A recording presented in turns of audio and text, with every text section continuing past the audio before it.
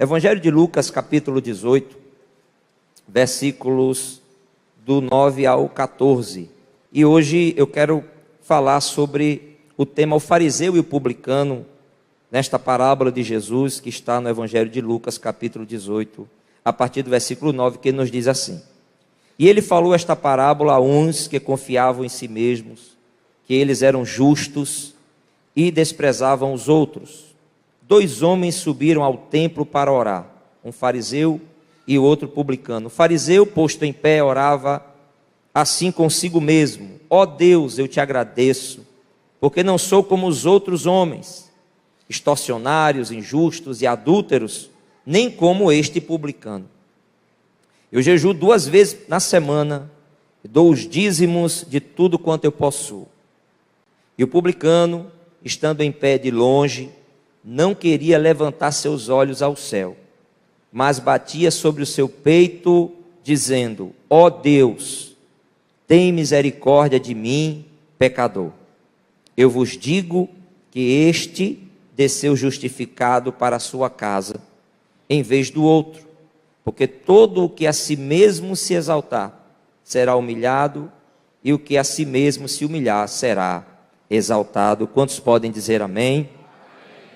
Meus irmãos, eu sei que essa igreja já tem sido instruída ao longo desses meses sobre a essência do Evangelho e o que é o Evangelho, o que é essa mensagem, o que é essa boa notícia.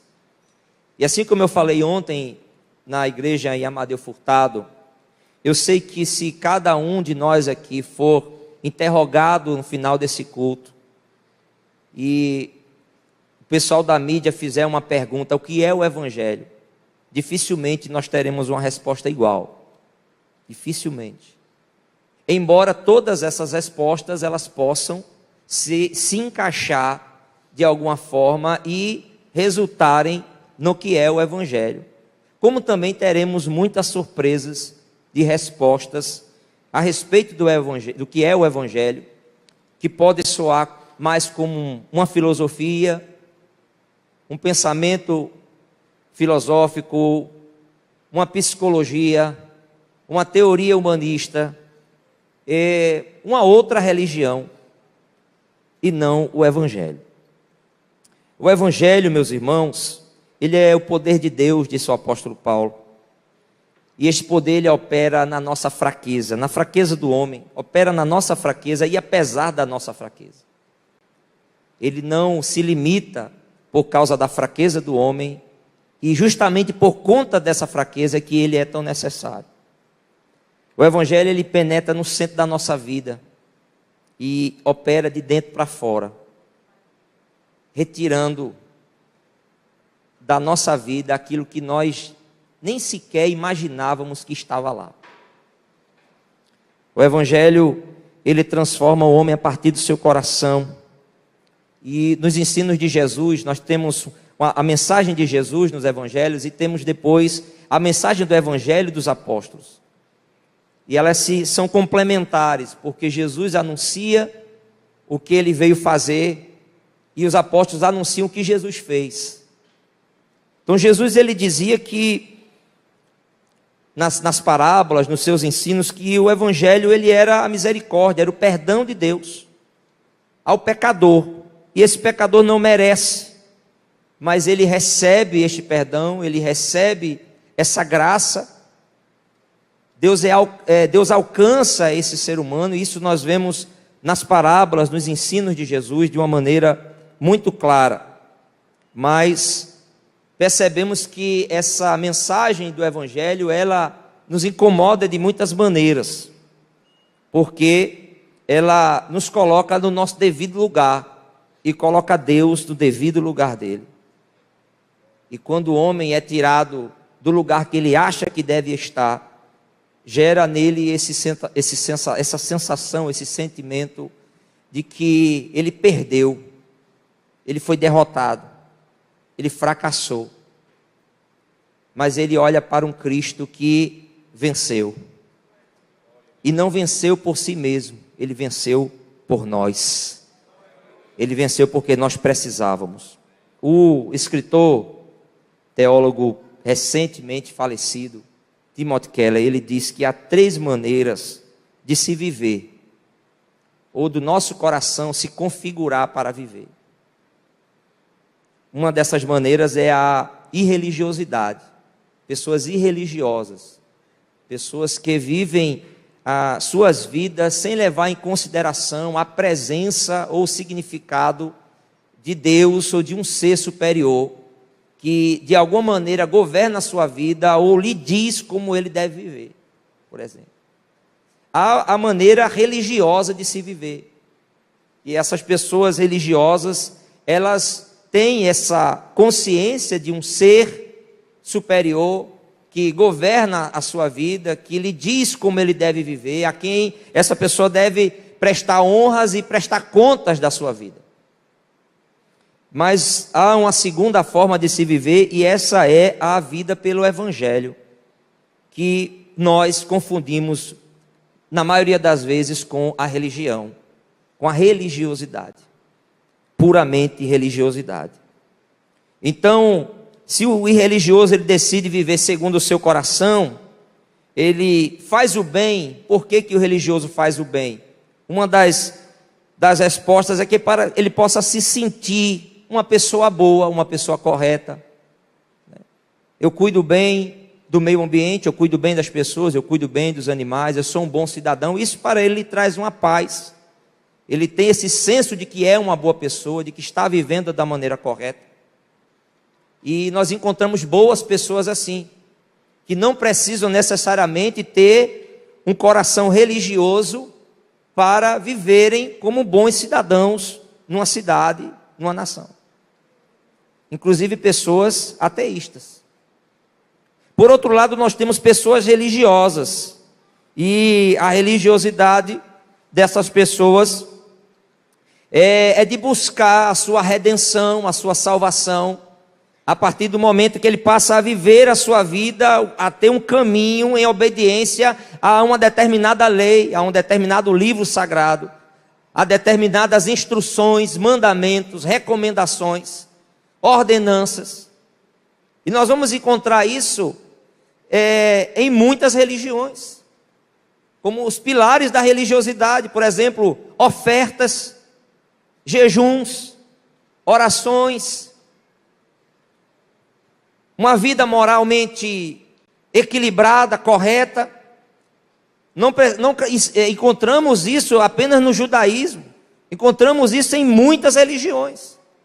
Esses rituais, essas formas de alguma maneira buscar agradar esse Deus, ou de viver de uma forma correta de acordo com esse Deus ao qual elas servem.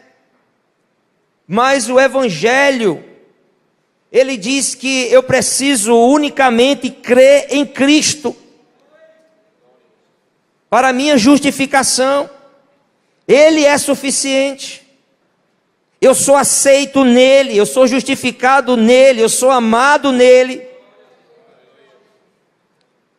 E essa vida que eu devo viver não é para de alguma forma complementar ou chegar ao céu ou ter a minha coroa, mas é porque ele já me deu essa vida. É porque o que ele fez em mim é eterno, é imutável. É porque o que Deus sente por mim não mudará por causa de Cristo, porque eu estou nele, porque ele foi perfeitamente fiel ao Pai, porque ele morreu pelos meus pecados, porque ele ressuscitou ao terceiro dia, porque ele está no céu intercedendo por mim e prometeu que irá voltar para buscar o seu povo. Bendito seja o nome do Senhor.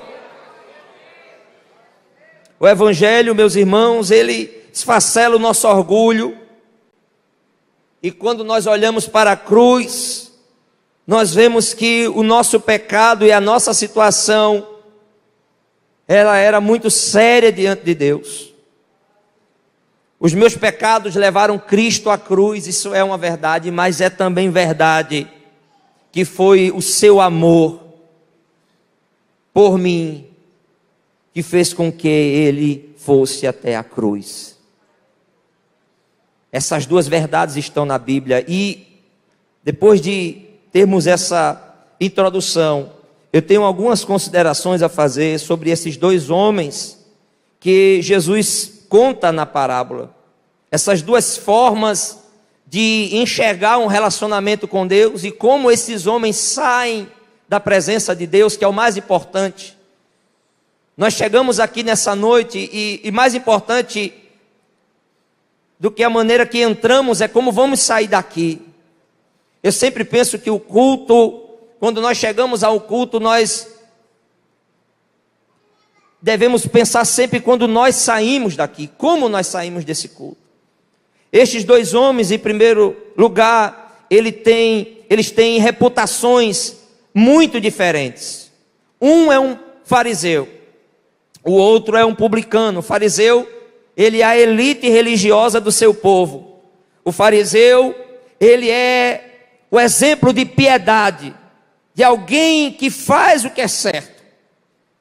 O fariseu, ele se torna o paradigma para o sucesso em Israel naquele tempo. As pessoas reverenciavam os fariseus. As pessoas exaltavam os fariseus e eles gostavam disso. Eles amavam isso, Jesus disse. Eles amavam os primeiros lugares, eles amavam ser reverenciados e eles buscavam essa reverência. Ou seja, o preço que eles pagavam para ter uma vida tão piedosa, tão exigente, não apenas pelos mandamentos e a lei de Moisés, mas por todas as tradições que eram passadas. Eles faziam isso e já recebiam seu pagamento. Qual que era o pagamento? Eram os aplausos, os primeiros lugares, as reverências. Esse era o pagamento para eles. Esse espetáculo farisaico não era para Deus. Deus não queria isso, não pedia isso e nem tampouco olhava para isso com bons olhos.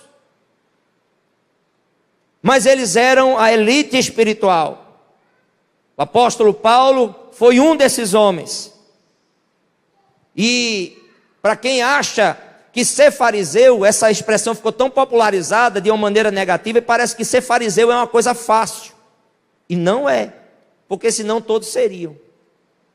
Ser fariseu não é fácil, porque senão todos seriam, e se fosse fácil, eles não eram reverenciados. Então, quando a gente diz aquela pessoa é um fariseu, não é não. Fariseu, mas nós temos às vezes atitudes de fariseu. O nosso coração, Timothy Keller disse que ele é calibrado na religiosidade. O ser humano é um ser religioso. Então, nós temos esses traços do farisaísmo em muitos momentos na nossa vida. Na maioria das vezes, apresentamos situações e posturas que mais se parecem com uma atitude de fariseu do que, de fato, de alguém que está procurando ter a sua vida centrada no Evangelho. Mas a misericórdia de Deus está sobre nós, amém, meus irmãos? Deus olha para nós e diz, não precisa disso, rapaz.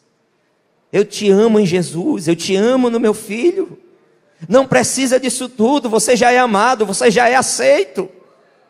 Levante sua cabeça, olhe para os céus, não é por causa do que você fez. Entre na minha presença com ousadia, entre pelo novo e vivo caminho, mas não é porque você é uma boa pessoa, não. É porque o meu filho já pagou o preço. E você pode chegar. Bendito seja o nome do Senhor. Mas o fariseu representava então essa elite, o publicano representava as pessoas indignas daquela sociedade, juntamente com as meretrizes, com os leprosos, com os romanos, os gentios. Publicano era um judeu que estava a serviço do governo romano. E muitos desses publicanos eram ladrões, extorquiam o seu próprio povo, usavam da sua posição para tirar um dinheiro a mais, para pegar um por fora, para receberem propina. E eles eram odiados pelos fariseus principalmente. Pelos fariseus principalmente.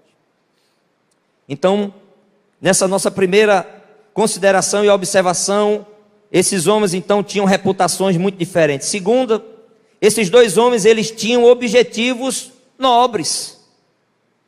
O que eles tinham iguais aqui? Eles estavam indo ao templo orar. Naquele tempo, naquele contexto, os devotos eles oravam 3 vezes por dia. Um fariseu ele orava pelo menos 3 vezes por dia, às 9, às 12 e às 15 horas. E ir ao templo orar, então era o ápice, porque se considerava que a oração no templo ela tinha mais eficiência. Tem gente que pensa assim ainda hoje. Se eu não for orar na igreja tem mais poder do que orar em casa. Não é assim?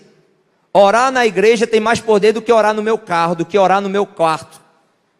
E a pandemia quebrou isso. Quem passou pela pandemia sentiu a presença de Deus na sua casa como nunca sentiu dentro de um templo. Muitas pessoas. Bendito seja o nome do Senhor. Bendito seja o nome do Senhor. Teve gente que se encontrou com Jesus na sua casa e participou de vários templos, vários cultos ao templo, foi para vários congressos, foi para várias festas, pastor Antônio José, mas foi na sua casa, foi no sofá da sua casa, que Deus falou com ele, tratou com ele, ele se arrependeu e foi alcançado pelo evangelho da graça do Senhor Jesus Cristo. Mas o fariseu, ele pensava, ir ao templo é mais poderoso, orar ao templo, orar no templo. E ele foi orar, e aquele homem também foi orar, era um publicano. Então a gente precisa entender que há publicanos diferentes, assim como há fariseus diferentes, assim como há evangélicos diferentes. Mas o publicano ele carrega estigma. Tinha fariseus piedosos e bons? Tinham. Alguns inclusive seguiram a Jesus, outros já acreditavam em Cristo, mas pelo medo, por conta de algumas pressões, confessaram a Jesus depois. Então nem todo fariseu é igual. Nem todo publicano é igual, nem todo publicano era ladrão. É o estigma, é a marca de um peso, de uma casta que repousa sobre as pessoas. Assim como carregam outras instituições e outras profissões carregam também alguns estigmas. Por exemplo, advogados. Tem advogado aqui, irmão? Misericórdia. Mas as pessoas estigmatizam às vezes essa profissão. Assim como políticos. E tantas outras profissões, mas nós sabemos que há pessoas diferentes, e há pessoas boas e ruins em todos os lugares e em todas as áreas. Então aquele publicano, apesar de ser publicano, estar numa condição de publicano, ele vai ao templo e ele vai orar, mas ele chega diferente. Então esses 2 homens tinham objetivos nobres. Terceiro, esses 2 homens, na parábola, aqui é uma parábola, mas nos dá o entendimento de que Deus, que recebe as orações, que recebe o culto, ele avalia, ele aprecia aquilo que nós apresentamos para ele. Jesus está falando desses 2 personagens numa parábola, mas a verdade é que Deus observa a nossa adoração, Deus busca verdadeiros adoradores. Deus ouve as nossas orações, a umas Ele responde, a outras Ele ignora, a outras Ele diz espere, e a outras nem chegam à presença dEle. Mas Deus avalia, desde o início dos homens, desde o início da humanidade. Caim trouxe uma oferta, e a oferta foi rejeitada assim como ele. Abel trouxe uma oferta, e a oferta foi aceita assim como ele, desde o princípio. Deus não recebe qualquer culto, Deus não recebe qualquer oração, Deus não responde qualquer súplica, Deus não se move, não se levanta por qualquer coisa e para qualquer pessoa de qualquer jeito.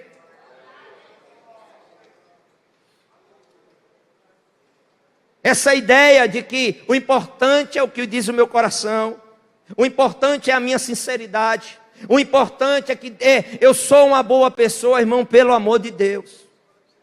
Isso não move o coração de Deus. Só tem uma pessoa nesse universo, na criação, que move o coração de Deus, e este é o seu Filho. E se não for por meio do seu Filho, a nossa súplica, é por isso que ele diz: o que vocês pedirem ao Pai em meu nome. Aleluia! Em meu nome. Não é simplesmente usar o nome de Jesus, porque tem muita gente que usa o nome de Jesus, mas Jesus, usar o nome de Jesus sem ter a autoridade de Jesus, sem ter a aprovação de Jesus, e se for algo que Jesus não quer e nunca ensinou. Terceiro, Esses homens então foram observados. Quarto, os dois homens têm visões diferentes, meus irmãos, a respeito de si mesmos. O publicano, ele tinha a percepção do seu pecado. No original, quando ele diz, "Sê propício a mim", no versículo que nós lemos, que ele bate no peito, que ele está em pé, de longe, ele fica afastado daqueles mais piedosos, ele está de longe, ele não olha para o céu, a ideia do céu ser o trono do Senhor, ele não olha para o céu, ele bate no peito, sinal de pesar, de arrependimento, de humilhação, porque era muito comum as pessoas rasgarem as vestes, baterem nos peitos, e ele faz esse sinal de quebrantamento, e ele diz, ó Deus, tem misericórdia de mim, pecador, mas no original tem um artigo aqui grego, é de mim, o pecador.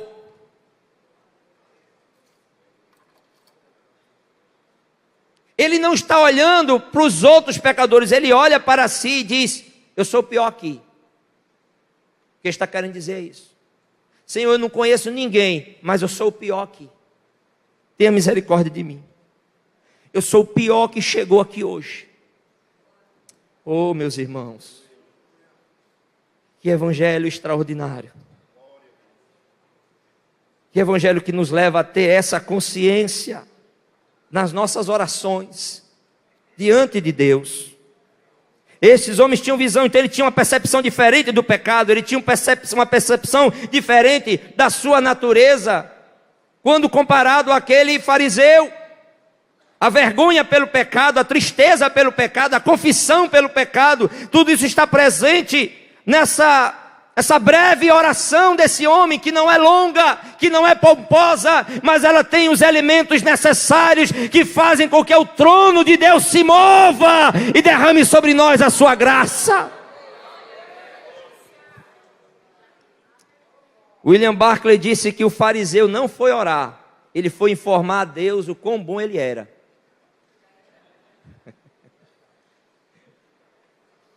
E o fariseu diz assim, ele se coloca de pé, e essa ideia de se colocar de pé, meus irmãos, não é que você não pode orar em pé, nem pode orar publicamente, mas ele foi para um lugar para ser visto mesmo, certo? Ele se colocou no lugar que ele podia ser visto, observado, e as pessoas olharem e verem o que ele iria falar. E aí ele se prepara para a sua apresentação, para apresentar diante de Deus as suas credenciais, a sua religiosidade. Isso aqui não é evangelho, irmãos. Isso aqui não é evangelho. E ele diz assim, ó Deus, ele está ali em pé, e ele diz assim, ó Deus, eu te agradeço. Ele começou até bem. Mas, irmão, você já percebeu que tem pessoas que ela usa o pretexto de dizer assim, irmão, graças a Deus, mas para se enaltecer. Ele diz assim, olha, graças a Deus, mas eu fui o primeiro lugar, fui aprovado, tinham tantas pessoas, e ele começa a falar o que ele ganhou, o que ele conquistou, o que ele fez, e o graças a Deus, irmãos, é só para cumprir aquele ritual de que ele está dando graças a Deus, mas ele não está agradecendo a Deus. Ele está mostrando as suas obras, a excelência, o que ele fez, o que ele realizou. É da boca para fora, essa gratidão é da boca para fora, ela não tem coração, ela não tem verdade. Ele diz, graças a Deus, eu te dou graças, por quê? Porque não sou como os outros homens. E ele diz que todos os outros homens são piores do que ele. Eu li uma vez no texto judaico que tinha um rabi que ele escreveu assim, se na terra existisse dois homens, os dois mais justos seriam eu e meu filho. E se só tivesse um, seria eu.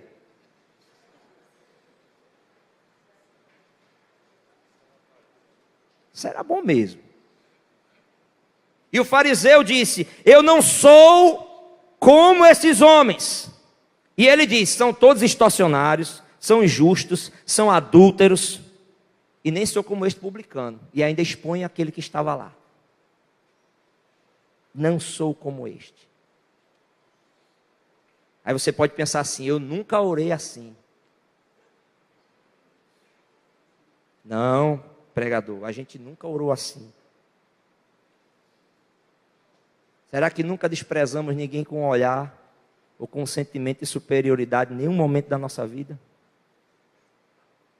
Na sociedade, no trabalho, na nossa casa, na nossa família. E ele disse: eu jejuo 2 vezes por semana e dou o dízimo de tudo quanto eu tenho. Perceba que ele vai além da lei. Ele vai além. Por isso que eu digo que ser fariseu não é fácil. Mas ele vai além. Ele diz: eu jejuo 2 vezes. O jejum prescrito na Bíblia era 1 vez no ano. 1 vez no ano. O fariseu jejuava 2 vezes por semana. Segundo as tradições, segunda e quinta-feira. E o jejum que Deus pedia era no dia da expiação, 1 vez por ano. Como sinal de quebrantamento da nação. Pelo que ele iria fazer o perdão para todo o povo. Jesus disse, lembra? Essa questão era muito crítica, inclusive entre os discípulos de Jesus. Os fariseus jejuam, os outros discípulos jejuam. Por que os teus discípulos não jejuam? Ora, o jejum era 1 vez por ano. Jesus cumpriu a lei.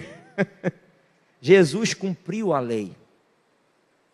Por que ele ia mandar jejuar se não estava na lei?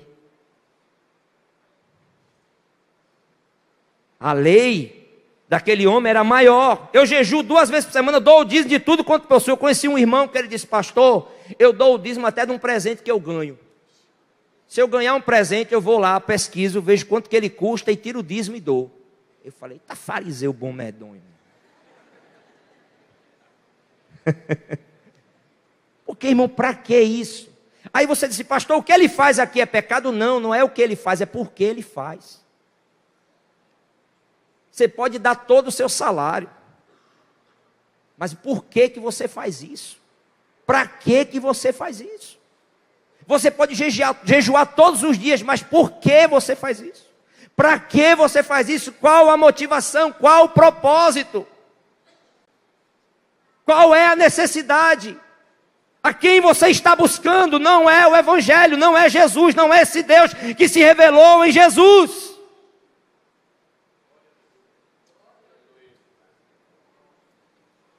Eu dou o dízimo de tudo quanto eu possuo. E nós vemos essa imagem desses homens distorcidas daquilo que Deus olha para o homem e vê. Como Deus nos vê antes de Cristo e como Deus nos vê depois de Cristo. Como Deus nos vê no pecado e como Deus nos vê debaixo da graça dele.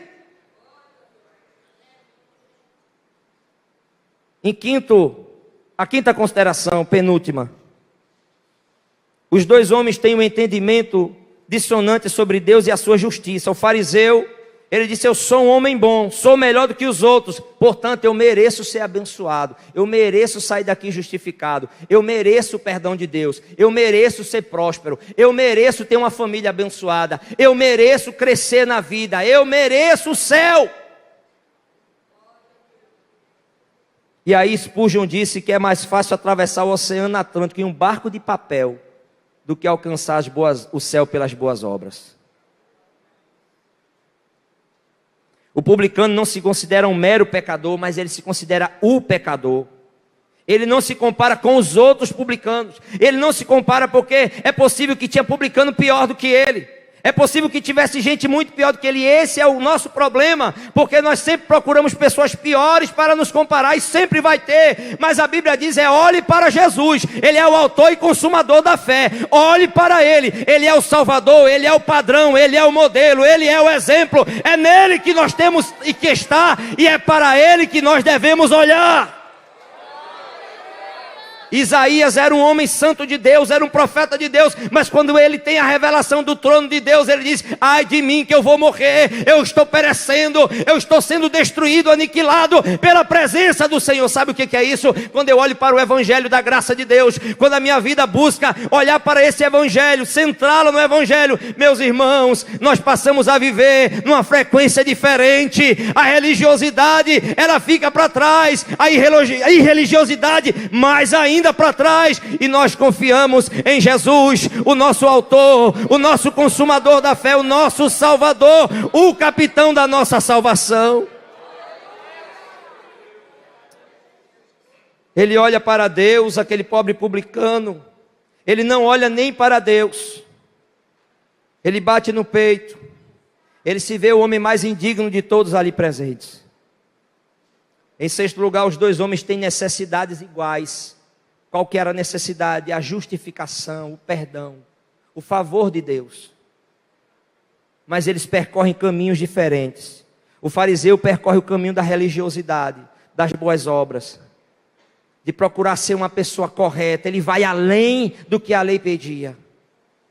Mas o apóstolo Paulo disse: se alguém for justificado pela lei, Cristo morreu à toa. Cristo morreu de graça. Jesus veio porque nenhum homem é capaz de cumprir a lei, quanto mais a exceder, quanto mais ir além da lei. Por isso Jesus veio, por isso que Ele se entregou por nós, por isso que Ele deu a sua vida por nós. O publicano, ele depende da graça, ele depende de que Deus estenda a sua mão. Ele entra na presença de Deus com medo, ele entra na presença de Deus com vergonha, porque claro, ele não conhecia ainda a graça, ele não conhecia o Evangelho, ele conhecia apenas a lei, e ele olhava para a lei e disse: eu não consigo chegar nesse padrão, Senhor. Em outras palavras, é isso que ele está dizendo: essa lei está alta demais para mim, eu não consigo guardar esses mandamentos. Eu tento, mas não dá, eu não consigo, eu sou pecador. Eu olho para a tua lei, nenhum sequer, eu tropeço em todos. Eu estou aqui, humildemente, pedindo a tua bênção, o teu favor, a tua misericórdia. Ele ainda não tinha Jesus. Ah, de nós se não tivéssemos Jesus.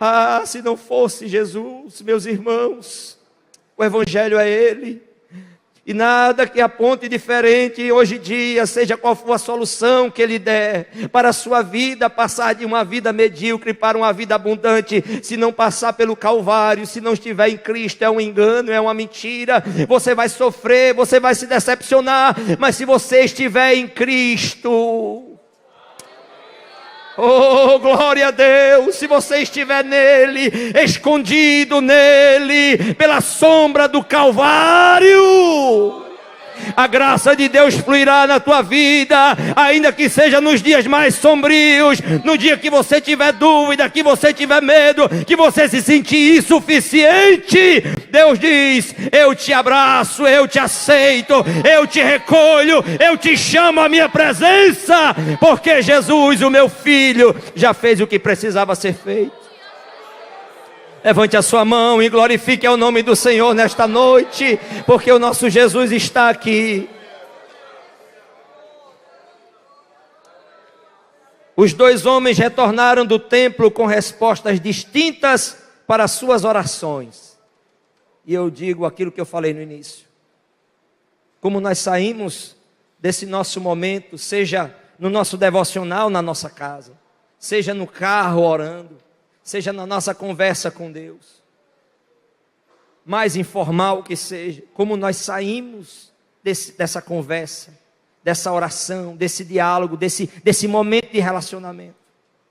Lembro que uma vez eu estava passando por um momento muito difícil, e eu cheguei na presença de Deus e disse assim: Senhor, eu preciso desabafar hoje,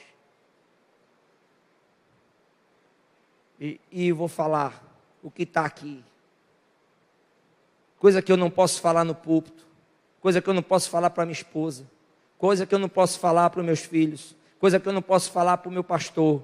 Eu vou desabafar, eu vou colocar aqui diante de ti. E eu só te peço uma coisa: deixa Jesus entre mim e o Senhor. Aleluia, bendito seja Deus.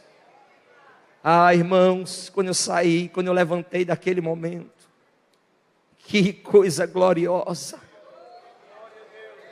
Eu senti que foi Jesus que me levantou. Esse evangelho que nós cremos, que nós pregamos e vivemos, ele precisa ser o centro da nossa vida. Eles voltaram com respostas diferentes. O fariseu desceu do mesmo jeito que subiu, mas Jesus disse que o publicano desceu justificado. Agora, pois, nenhuma condenação há para os que estão em Cristo Jesus, diz o apóstolo Paulo em Romanos 8:1. Desceu justificado. A graça ela já estava no Antigo Testamento. Não revelada, mas ela estava lá. Ainda era o meio de Deus justificar e perdoar. Sempre foi a graça. Nunca foi a lei. Paulo disse: a lei foi um aio. A lei foi um instrumento. E nós já temos essa revelação da graça de Deus, da maravilhosa graça de Deus, esse hino que é conhecido mundialmente, de um ex-traficante de escravos, compositor de Amazing Grace, é um ex-traficante de escravos, que quando se converteu, ele compôs maravilhosa graça. Oh, glória a Deus! Bendito seja o nome do Senhor. Eu quero concluir, meus irmãos, os irmãos do Ministério de Louvor, se quiserem chegar. Jesus disse assim: o que vem a mim, de maneira nenhuma o lançarei fora. Mas como estamos indo a Jesus? Cheios ou vazios? Se chegarmos vazios de nós mesmos, essa é a melhor condição para chegar na presença do Senhor. Tem um texto, 2 Reis capítulo 2, 2 Reis capítulo 7, versículo 3, para eu concluir, meus irmãos, que nos diz assim: é a história de 4 leprosos, que estavam no reino do norte. A cidade estava cercada pelos sírios. Havia uma fome terrível dentro da cidade. E aconteceu um mover de Deus. Aqueles 4 leprosos, eles estavam na porta da cidade. 2 Reis 7, a partir do versículo 3. E aqueles 4 leprosos pensaram assim: olha, se a gente entrar na cidade, vão nos matar. Ou vamos morrer de fome. Se a gente for para o acampamento dos sírios, também eles vão nos matar. Então, vamos para o acampamento. Eles foram para o acampamento. Quando chegaram no acampamento, as barracas estavam vazias. Havia comida, havia ouro, havia roupa, havia prata. E eles olharam para aquele cenário e começaram a comer. Pegaram prata, pegaram ouro, pegaram roupas e guardaram. Depois voltaram, pegaram prata, pegaram ouro. Eu sei que eles estavam se banqueteando, enquanto as pessoas na cidade estavam morrendo de fome, porque achavam que o exército estava acampado. E aí eles pensaram: o que estamos fazendo aqui? Hoje é dia de uma grande notícia. É de boas novas. O que é boas novas? É o Evangelho. Vamos avisar que há fartura, o exército se retirou, as pessoas podem vir comer, as pessoas podem se banquetear. Aí eu lhe pergunto: o que garantiu aquele milagre, aquele portador da boa notícia, aqueles pobres leprosos, o que eles fizeram? Nada. A Bíblia diz que Deus colocou um terror. Aleluia, o terror de Deus aconteceu naquele lugar, de tal forma que os exércitos inimigos acharam que eram os exércitos egípcios, os exércitos estrangeiros que tinham sido contratados pelo rei de Israel, foram embora, deixaram tudo para trás. Qual foi o terror que Deus colocou sobre a condenação da lei e do pecado? Foi a cruz. Ali houve trevas. Ali houve terror de Deus. Ali houve manifestação, houve terror de Deus. Na morte do seu filho, houve terror de Deus. Mas quando acabou aquele terror, o que nos resta é a boa notícia de que os banquetes, aleluia, da salvação, a graça abundante de Deus, ela está disponível para mim, para você. Então que nesta noite, neste tempo, nós possamos entender que o Evangelho é isso, é a boa notícia de pobres miseráveis que foram alcançados pela graça de Deus, que não tinham o que comer, que não tinham o que se vestir, que não tinham nenhum tipo de ouro ou prata, mas foram supridos com as riquezas de Cristo. Bendito seja o nome do Senhor, que Deus nos abençoe em Cristo Jesus.